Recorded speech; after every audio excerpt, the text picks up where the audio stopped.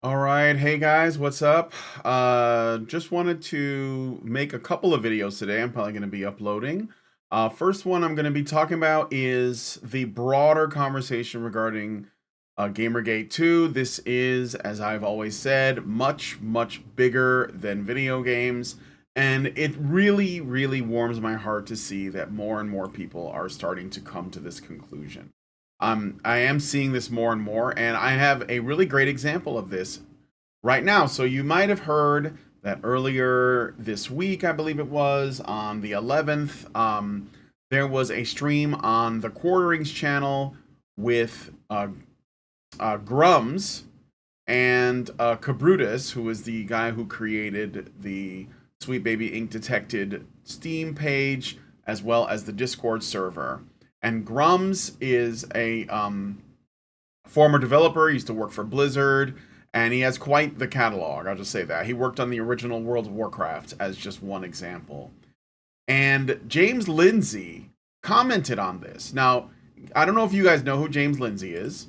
I'm just going to display it on the screen here. So James Lindsey was a professor at a university that a couple of years ago, along with a couple of other of his colleagues, Peter Boghossian and I believe Helen Pluckrose, they conducted a kind of experiment. It was like a troll experiment where they created a bunch of fake academic papers that were extremely woke and extremely over the top, and essentially just applying the logic of far left progressive ideology to made up papers, and like many of them got awards. One of them was literally just Mein Kampf, but from the feminist perspective, as an example. So take Hitler's book, Mein Kampf, and replace Jews with men and Aryans or something to akin to, like, the superior, the Ubermensch, with women or feminists. And once that was exposed, they're all still doing work of various types. But James Lindsey has a website called New Discourses, where he tries to, essentially help people understand what wokeness is, what woke Marxism is, and how immensely dangerous this ideology is. Like, how the scale is beyond what you believe. This is not video games. Now, I personally, as an artist, I am someone who loves the beautiful. I will protect art. That is because I feel so strongly about it, and I think that video games are a part of that. So, if you agree with me, I appreciate your comments and thoughts on that. But leftist progressive art, I put that in scare quotes when I say it, is not actually art. It is propaganda. It's propaganda designed to change minds. And if it can be made ubiquitous enough, that is to say, if it's prevalent enough, if it's everywhere, if it's in every single corner of our culture, on our television screens, on our silver screens, on our internet, in our video games, in our books, in our comic books, in our visual art and everything, then people can potentially forget what real art is. And I would argue, without going into it here, maybe I'll make another video on this in the future, that real art is truth and propaganda is lies. So anyway, with that said, James Lindsey comments on GamerGate 2, and this is important for me to point out, because James Lindsey would otherwise be focused only on the academic space, right? Talking about the problems in our education system, the problems with schools, the problems in the media, and the problems with these activists that are being churned out by these academic institutions that we're supposed to rely on and supposed to trust. And you're putting people out into the world who have a chip on their shoulder, who are angry at all of the normal systems, the normal ways that society is run, and on top of that, they don't have any useful skills because they learned everything from these communists in academia. So James Lindsey sees that these clips of Grums and the Quartering and Cabrutus are circling around the internet, and he realizes what is happening here. So I'm going to read his tweet, and this goes back to stochastic entryism, which is something I've talked about in another video. But let's read his tweet, okay? James Lindsey, #1 Gay Studies author, says GamerGate 2 is underway. Former game executive and developer at Blizzard, Mark Kern, Grums, says the following, quote, "The way games are funded, you don't use your own money.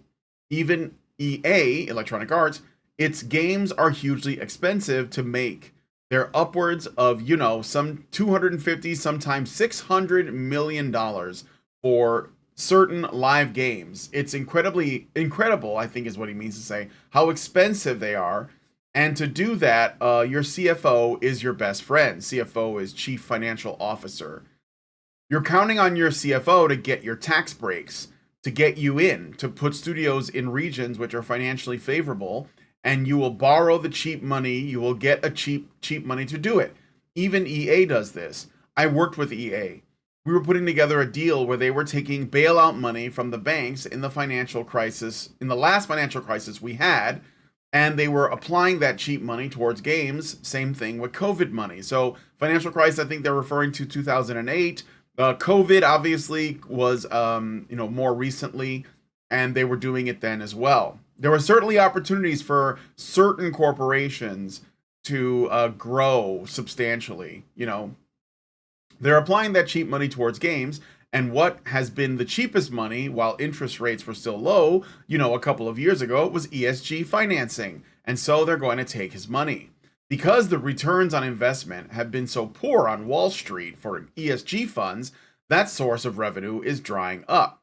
This woke machine cannot continue in the way that it is now for AAA gaming, and I think, unfortunately, it's so entrenched that you're not going to see much of an ability to course correct because the studios, well, they're just going to shut down.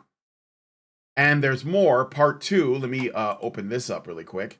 Mark Kern explains how ESG money comes with strings attached inside corporations and is used to make companies partner with DEI consulting companies like Sweet Baby Inc. Obviously not limited to Sweet Baby Inc. As we know, there are many people who are taking advantage of this opportunity, I guess. Everyone needs to realize that it's not that these studios are funding the games out of their own pocket. That would be very expensive for them. Cash is king. They will preferably go out and get money from other sources if it's cheap enough to help spread the risk of these massive titles. And so you have a lot of quid pro quo happening. And I can tell you that developers have been approaching me and giving me some inside baseball on what's been happening. And there are deals funding deals out there for studios. And I can't get too specific. I don't want to outsource out my sources, I think is what he means to say, that have certain strings attached. Like a company will suddenly sign with a developer, and now that developer needs to hire a DEI director and needs to go out and hire consultancy firms to gender balance or whatever else you want to add in. Their staff quite specifically go out and hire companies like Sweet Baby Inc. to consult on their writing and to do sensitivity reading and changes for that. And what that does is it boosts their ESG score and allows them access to that funding, so ESG is not going away entirely. ESG has become an evil brand. I would argue it was always an evil brand. People are waking up to this. You have to have a rebranding going on right now. They're not calling it ESG, but it's still out there. Yes, we covered this on Honey Badger Radio. And if you're like new and you don't know who I am, my name is Brian Martinez. I still am a producer at Honey Badger Radio and our sister channel, Badger Live Streams. Years ago, and I mean like in 2015, 2016 maybe, we covered the Chinese social credit system when it was called Sesame Credit at the time. And it's been rebranded since then in China. And I was talking about how they were going to try and bring that to the United States. I'm talking like maybe 8 years ago. So now everyone knows what ESG is. Everyone knows what DEI is. They're changing it again to JEDI, which is rebranding of DIE or DEI. And they're just going to keep rebranding because one thing that the left is really good at is their control over language. And people have to remain adamant. And so in this video, I'm also going to try to plug a website that I think you guys should continue to look at if you're new to this whole conversation. Because I know that there's probably a number of you that are just like, look, man, I just wanted to play my video games and be left alone. But you have to understand that these people are never going to leave you alone. You have to be equipped with the ability to discern the stuff you want to support and the stuff that you don't. And when you are being preached at, you can understand the real language that's being used, because everything that these people say does not mean what you think it means. There is a let's say a large lie hidden in a small truth at best. Okay, so go to this website, New Discourses, and look at this this page called Translations from the Wokish. And this is a plain language encyclopedia of social justice terminology. And if you hear some of the words they use, like for example, let's go to diversity. I'm sure that it's in here. Let's see. Yeah, diversity. So we have diversity. What does it mean? What does it really mean? Okay. The concept of diversity encompasses acceptance and respect. It means understanding that each individual is unique and recognizing our individual differences. These can be along the dimensions of race, ethnicity, gender, sexual orientation, socioeconomic status, age, physical abilities, religious beliefs, political beliefs, or other ideologies. It is the exploration of these differences in a safe, positive, and nurturing environment. It's about understanding each other and moving beyond simple tolerance to embracing and celebrating the rich dimensions of diversity contained within each individual. Wow, that sounds really great. But what does it really mean? Well, let us continue. Diversity is a reality created by individuals and groups from a broad spectrum of demographic and philosophical differences. It is extremely important to support and protect diversity because by valuing individuals and groups free from prejudice and by fostering a climate where equity and mutual respect are intrinsic, we will create a success-oriented, cooperative, and caring community that draws intellectual strength and produces innovative solutions from the synergy of its people. Diversity means more than just acknowledging and or tolerating difference.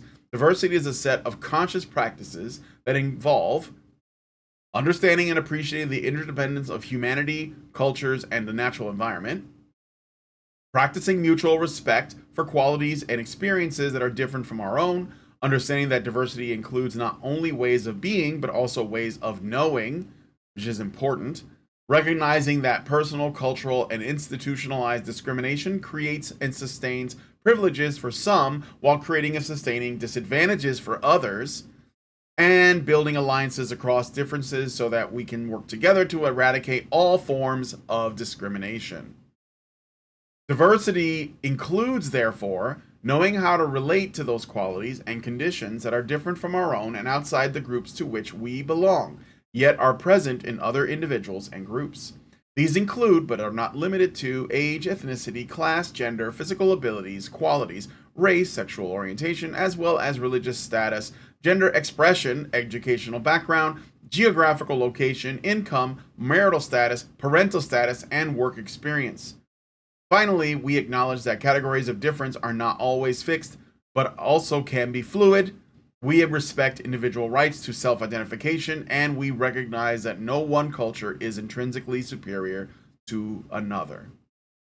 The first thing to notice about this definition, by the way, is that it's oddly long and isn't likely to match the definition you've been carrying for the world, right? You're likely to think diversity means something about having different identities and points of view represented, and yet this definition immediately asks us for more. First, and particularly, that differences be explored in a, quote, safe, positive, and nurturing environment, end quote. It also requires, quote, embracing and celebrating diversity. Therefore, under the auspices of critical social justice, diversity mandates creating and maintaining such an environment, which in turn requires controlling it. As indicated, diversity includes, quote, knowing how to relate, end quote, to others across demographic differences, which will also be controlled under theory. See also inclusion, which is also in here. Diversity in the critical social justice use, while occasionally claiming to be tolerant of differences of ideas and political viewpoints and nodding towards physical or philosophical differences, so it gives a nod to that, in reality almost entirely on physical and cultural differences, which it evaluates according to the critical social justice conceptions of privilege and marginalization. So if you know what the commie definitions for privilege are and the commie definitions for marginalization are, then those work in consort with the definitions that they use for diversity. See also positionality. It therefore aims to privilege the marginalized and marginalize the privileged in order to redress the imbalances that it sees in society. This is made more obvious by observing that in this usage, diversity is described as a, quote, set of conscious practices. That is, not only is diversity something that one is expected to do under a rubric of critical social justice, it is a set of practices that require conscious awareness. So you have to be aware, conscious, or woke.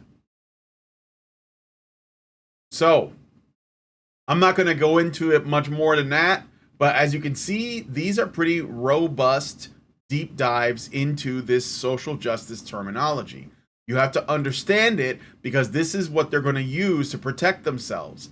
They always play this game where they tell you what they're doing, then you call them out on it because you can see what's really going on. Then they back up and say, no, we're not talking about excluding anybody. We're not actually making lists. We're not sending the FBI after anyone.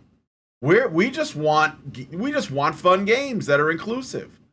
And so unless you are able to determine that they are doing what you think they're doing, and they will admit it if you corner them enough. After a while, they'll admit it and then they'll say it's good.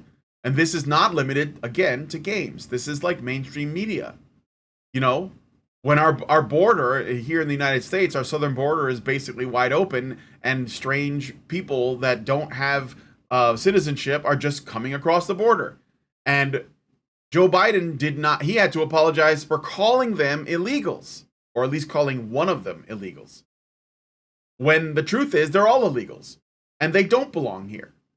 But you see, we're not allowed to talk about that. And even though we have them cornered on it, they will say, well, yeah, it's happening, and it's a good thing. So I wanted to point out that has happened. So James Lindsey, not involved with GamerGate, is aware of GamerGate. And to really send it home, Elon Musk commented on this. He just gave a couple of exclamation marks. But it shows that he's paying attention. Because I don't know if you guys know, but Elon Musk is a big fan of video games. I watched an interview he did where he talked about how video games are good for people because it puts them in a flow state. And it's sort of like a relaxing thing. And one of his favorite games is, well, he likes Diablo a lot, but he also really likes Elden Ring. He enjoys the world building, the challenge, and there is a kind of peaceful, exploration component that he particularly enjoys.